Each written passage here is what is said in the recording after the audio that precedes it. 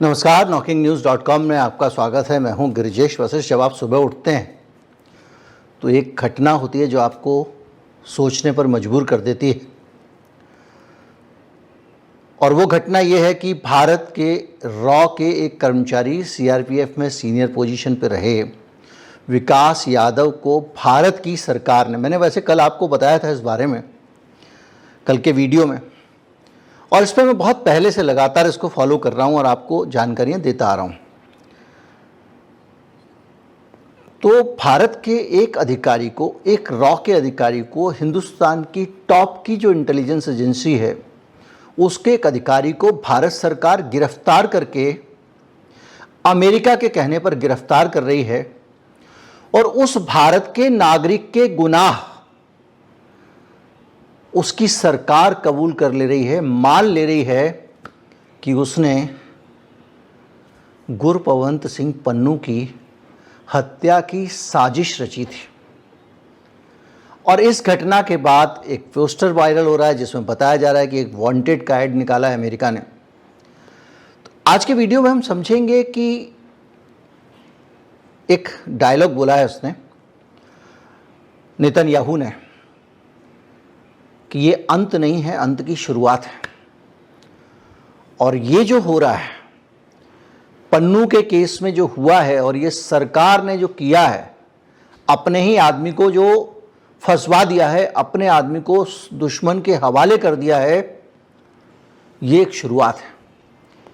कहीं मत जाइए, चैनल को सब्सक्राइब कर लीजिए। बहुत सारी बातें करेंगे, वो नहीं जो हर जगह हो रही हैं, कुछ गंभीर बातें। मैं भी आया।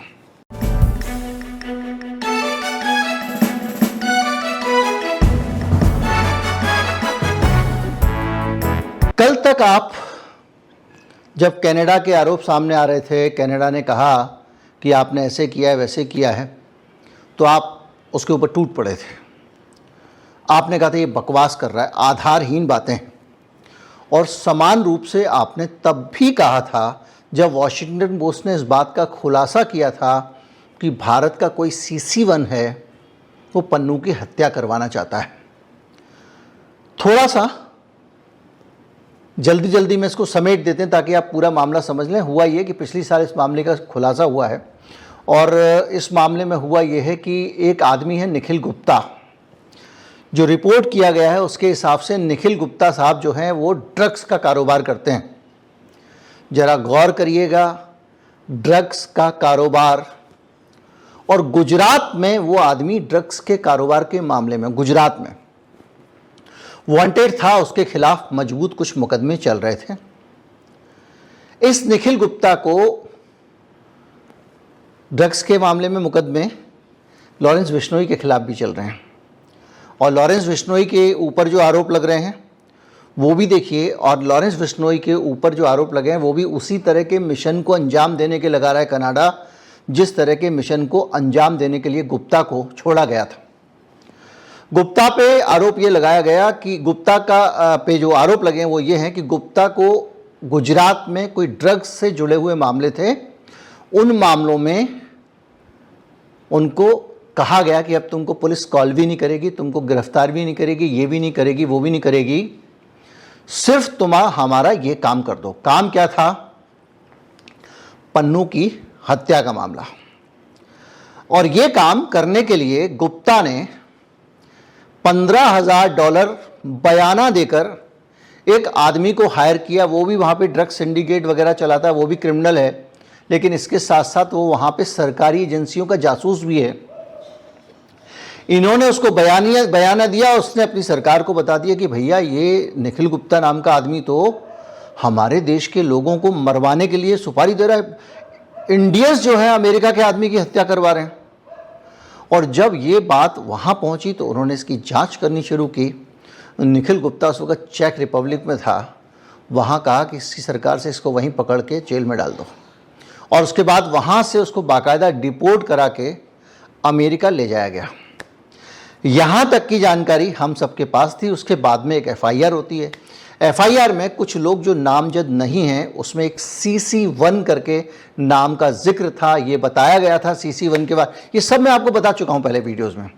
ये बताया गया था CC1 के मामले में कि ये CC1 है। इस आदमी ने निखिल गुप्ता को निर्देश दिया था कि किसको मारना है, और निखिल गुप्ता ने जिस आदमी को सुपारी दी थी उस आदमी को निज्जर की हत्या के बाद, कौन सा केस आ गया? कनाडा वाला केस आ गया।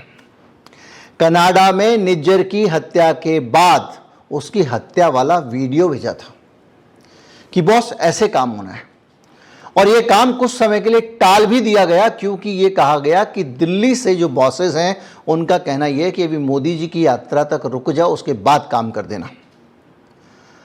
अभी हाल में जब मोदी जी जा रहे थे तो उसी अदालत में फिर से पन्नू ने, मैंने आपको वीडियो बना के बताया था, एक याचिका डाली और उसमें कहा गया कि इन सब लोगों ने मेरी हत्या की साजिश की है वगैरह वगैरह। मुकदमा हुआ, उसमें समन जारी हुआ और कहा गया कि आप पेश हों।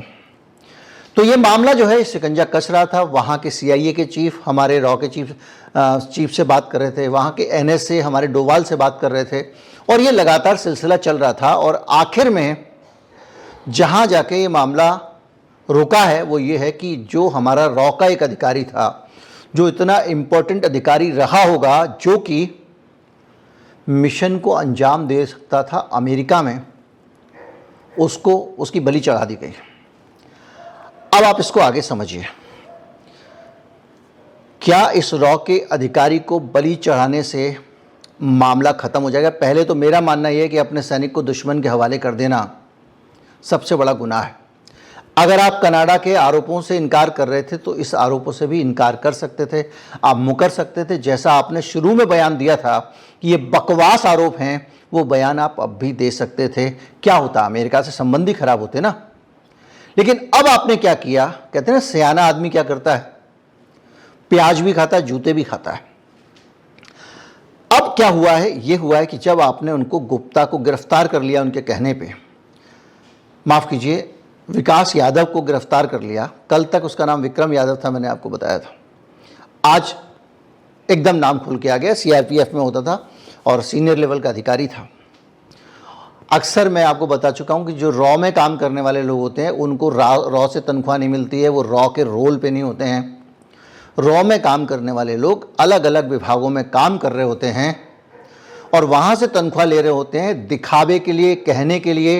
वो किसी भी विभाग में, ONGC में हो सकते हैं, किसी और जगह हो सकते हैं, इंडियन ऑयल में हो सकते हैं, लेकिन वो रॉ का काम कर रहे होते हैं अलग जगह पे। उनके 2 पोर्टफोलियो होते हैं। तो ये CRPF में भी था और रॉ के लिए भी काम कर रहा था। तो आप अगर इस पूरे मामले को अगर यहीं तक छोड़ देंगे तो मुझे लगता है यहाँ तक छोड़ना ठीक नहीं है।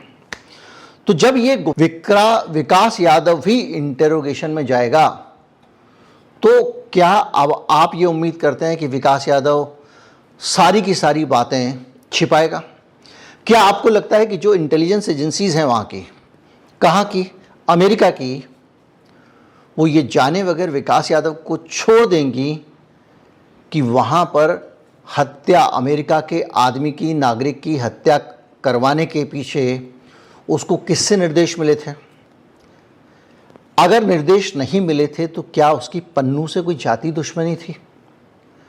भाई, कोई भी हत्या होगी, कोई भी अपराध होगा, कोई किसी के नाम की सुपारी देगा तो उसके पीछे एक मोटिव होना चाहिए ना, एक मकसद होना चाहिए। चाहे उसकी निजी दुश्मनी हो, चाहे उसको लूट माट करनी हो, चाहे डकैती करनी हो, चाहे उसकी पहचान वो आदमी जो है वो जानता है और उजागर हो जाए, कुछ तो होगा। अचानक ऐसा तो है नहीं कि आदमी यहाँ से अचानक पागल हो गया और उसने कहा कि उसको मार दो और इतने पैसे, $1 लाख की सुपारी दी गई उस आदमी के लिए। $1 लाख, इतने पैसे कहाँ से आएंगे उस आदमी के ऊपर जो सरकारी नौकर है? तो ऐसा तो है नहीं कि वो दुनिया की एजेंसी ये मान के बैठ जाएंगी और ये आदमी वैसे ही पैसे खर्च कर रहा है। तो निश्चित तौर पे जब इन्वेस्टिगेशन आगे बढ़ेगी तो उसमें कई और लोग भी फंस सकते हैं। अब इस इन्वेस्टिगेशन में कौन लोग फंस सकते हैं, इसको हम सोचें। निखिल गुप्ता के बारे में ये सामने आ रहा है कि उसने उसका निज्जर की हत्या का वीडियो फॉरवर्ड करके बताया, अगले ही दिन उसको वीडियो था उसके पास, कि इस तरह से हमको अंजाम देना है। किसको? उस किलर को जिसको इसने हायर किया $1 लाख पे। मतलब ये भाई साहब जो है निखिल गुप्ता दोनों मामलों में शामिल हैं। दूसरा, निखिल गुप्ता को जो निर्देश मिल रहे हैं वो विकास यादव से मिल रहे हैं। तीसरा, दोनों एक ही हिट लिस्ट का हिस्सा हैं, ये बार बार सामने आ रहा है। चौथा, कनाडा और अमेरिका एक दूसरे के साथ में गुप्त सूचनाओं का आदान प्रदान करते हैं क्योंकि उनके बीच में समझौता है, वो फाइव आइज के मेंबर हैं। यानी ये जो पूरा का पूरा मामला चल रहा है, इसमें ये दोनों साथ साथ मिलजुल के काम कर रहे हैं। यानी सीधे सीधे इस मामले में अगर कोई पीछे हैंडलर पता चलता है जो विकास यादव को भी ऊपर से निर्देश दे रहा था, तो वो हैंडलर कनाडा के केस में भी वही रहा होगा, निज्जर वाले मामले में, और पन्नू के केस में भी वही रहा होगा। लॉजिक के हिसाब से तो यही लगता है, हम लोग एनालिसिस ही कर सकते हैं। और वो हैंडलर कौन होगा इसका अंदाज़ा लगाने के लिए आपको फिर दोबारा से वहाँ जाना पड़ेगा। जो पिछले साल बैठक हुई थी सिंगापुर में, बैठक जिसको मैंने परसों नरसों आपको पूरी डिटेल्स दी थी, छपी थी जो, और सिंगापुर में जो बैठक हुई थी उस बैठक में कनाडा ने ये कहा कि भाई आपके यहाँ से डोभाल साहब, अमित शाह जी और फला फला लोग निर्देश देते थे विकास गुप्ता को, रॉ को, और रॉ चीफ के खिलाफ भी पन्नू ने नोटिस भेजा था और उनको भी समन किया अमेरिका की अदालत ने। एक दूसरे देश की अदालत तुम्हारे नागरिक को समन कर रही है, तुम इसका विरोध क्यों नहीं कर रहे हो?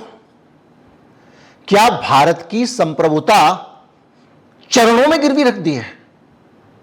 हमारे रॉ चीफ को, यहां तक कि हमारे प्रधानमंत्री को भी अमेरिका की अदालत किस हैसियत से समन कर सकती है, और इस पे जो आपत्ति कड़ी होनी चाहिए वो आपत्ति कहां है?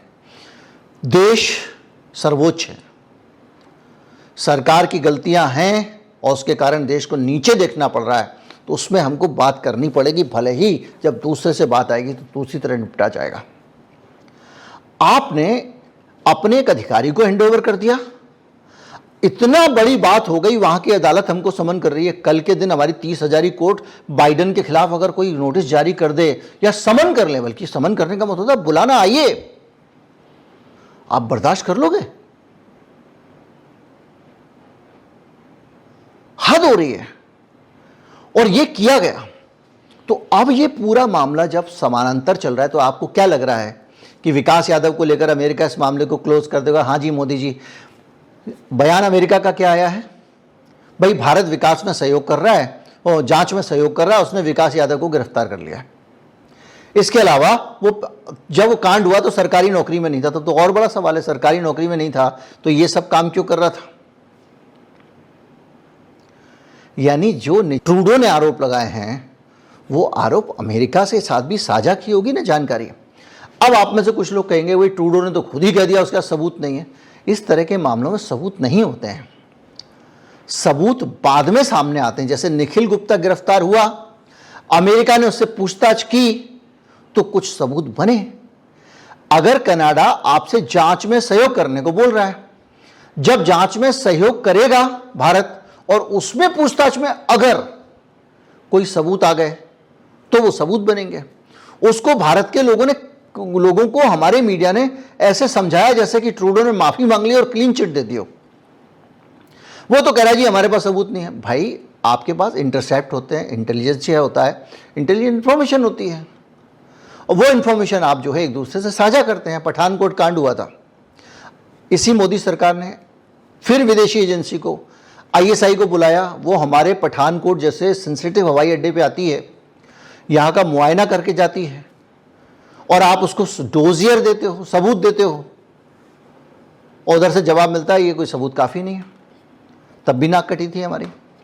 अब की बार घुस के मारेंगे, 56, ये सब बातें जो है ना, ये इनकी कीमत पे देश के साथ, ऐसा देश के स्वाभिमान के साथ ही तो खिलवाड़ है ना, कि भाई मेरे देश के नागरिकों पे आरोप लगा रहे हैं, वो मेरे देश के बड़े बड़े अधिकारियों को वहां से समन कर रहे हैं, और ये ऐसे जैसे कि केंद्रीय CBI ने समन किया और आंध्र प्रदेश के कोई अधिकारी चले आ रहे हों।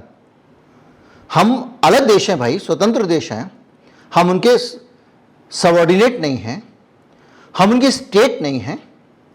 उनकी हिम्मत कैसे हो जाती है, सब कर देते हैं, और हो जाती है तो भारत उस पर एक गंभीर तरीके से आपत्ति क्यों नहीं जताता?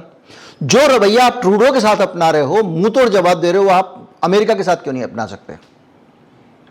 और वही करने का नतीजा यह हुआ है कि ट्रूडो जो कर रहा है, आज ट्रूडो को जिस चीज के लिए आप दुत्कार रहे हो, वही चीज अमेरिका स्वीकार कर रहा है। और अमेरिका के केस में आप नुआनुकुर नहीं कर पा रहे, क्योंकि अमेरिका ने ट्रूडो के केस में भी आपको कहा कि भैया गंभीरता से लीजिए इन आरोपों को, मजाक की बात नहीं है ये। और कुछ चीजें ऐसी हैं जिनके जरिए आपको समझना पड़ेगा कि हमारी रॉ कोई नई एजेंसी नहीं है। रॉ को दुनिया की टॉप एजेंसीज में गिना जाता है। दाहिना हाथ काम करता है, बाएं हाथ को खबर नहीं होती है। एक ड्रग माफिया को आप सुपारी दोगे कि जाके वहां पे तू जाके यूएस में कॉन्ट्रैक्ट किलर हायर कर, उससे हत्या करवा? किसका ब्रेन था ये? किसने ये मूर्खता का काम किया कि गुजरात में तेरे खिलाफ जांच नहीं होगी, तेरे को पुलिस वाला फोन भी नहीं करेगा और तू वहां पे इतनी बड़ी सुपारी ले ले? निखिल गुप्ता ने किया। और दूसरी बात यह है कि जब इतना सब हुआ और आप बार बार उसी तरह का काम कर रहे हो, कोई भी आदमी एक तरह का काम बार बार नहीं करता बदनामी ना हो, लेकिन इनको लग रहा था कि ये बदनामी नहीं होगी, ये नेक नामी हो जाएगी, हिंदुस्तान में झंडा ऊंचा हो जाएगा, हम कहेंगे देखा घुस के मारते हैं, हमने पाकिस्तान में मारा, यहां मारा। याद कीजिए तारिक बाबा जो मसूद अजहर का करीबी था, नवंबर 23 में उसकी हत्या हुई।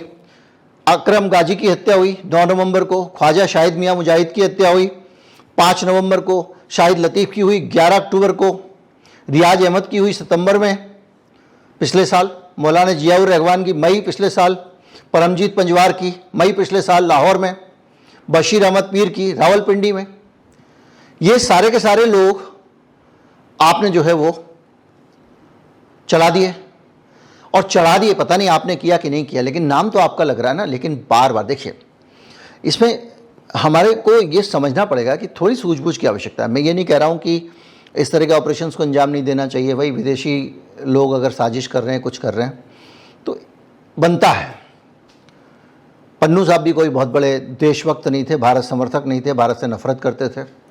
4 नवंबर को उन्होंने कहा कि एयर इंडिया के विमान को निशाना बनाएंगे। 27 सितंबर को आईसीसी वर्ल्ड कप को टारगेट करने की बात की। 21 सितंबर को हिंदुओं को देश छोड़ने की धमकी दी कनाडा से।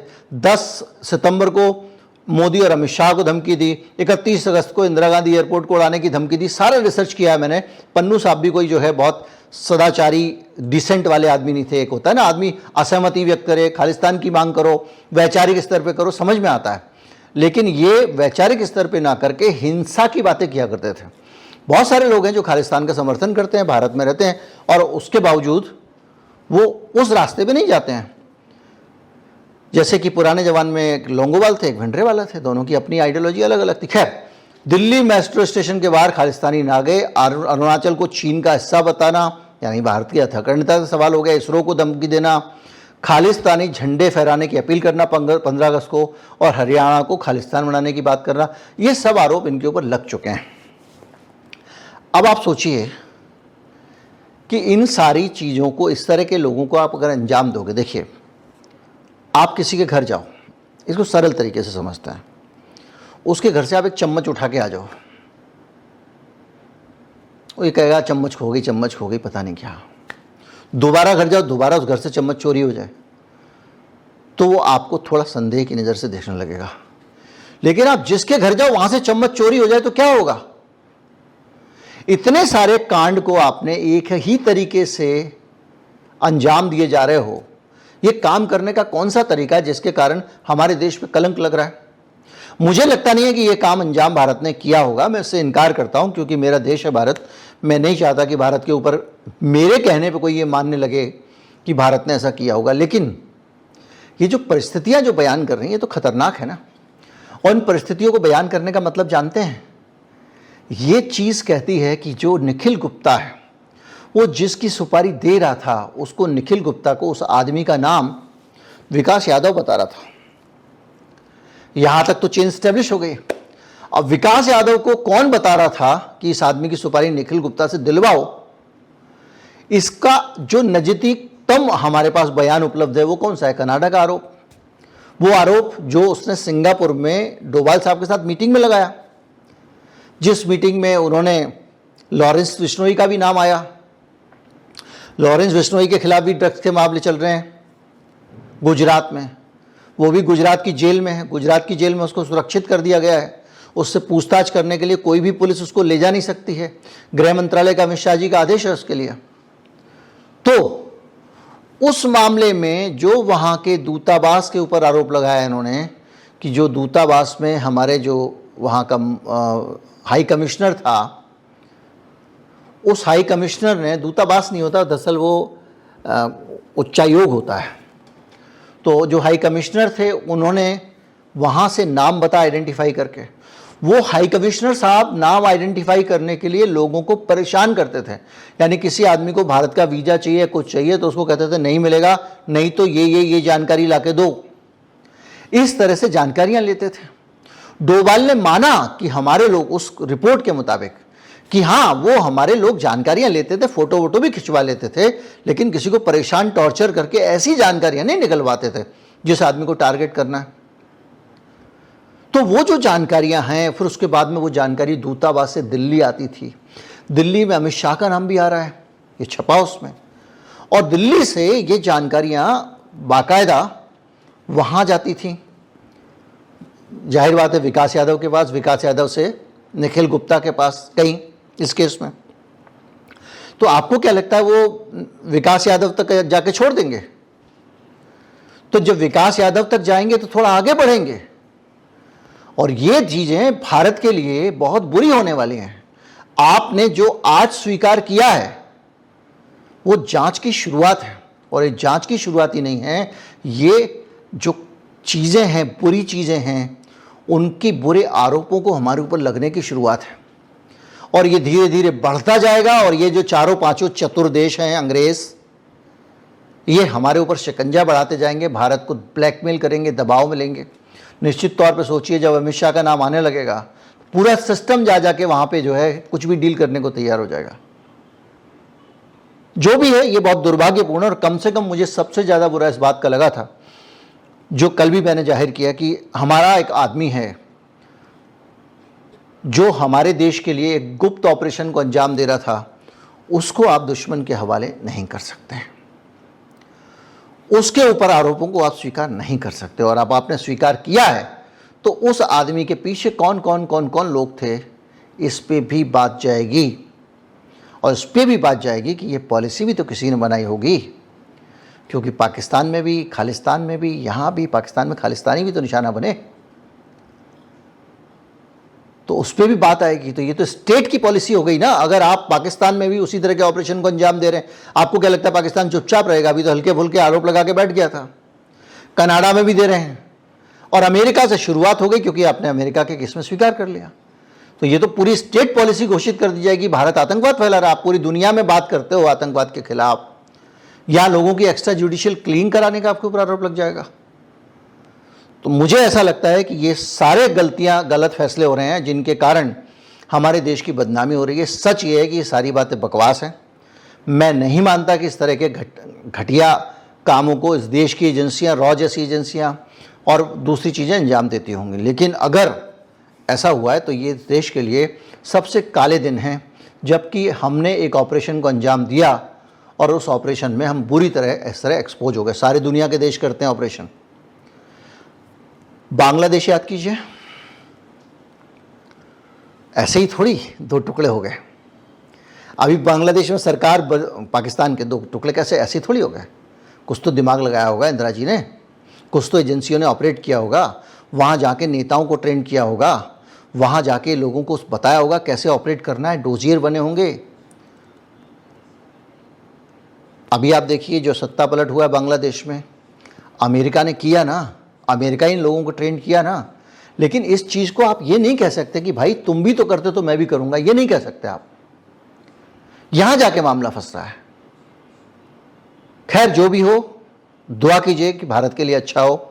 कुछ भारत सरकार ने कुछ मंत्रणा करके कुछ ऐसा रास्ता निकाल लिया हो कि मामला यहीं रुक जाए, देश की प्रतिष्ठा दांव पर ना लगे बस। लेकिन अमेरिका में जो होने वाला है, सरकार बदल सकती है, नहीं बदल सकती है, यही सरकार आएगी, कैसे कदम उठाएगी, ये कुल मिला के सब कुछ अमेरिका के हाथ में है।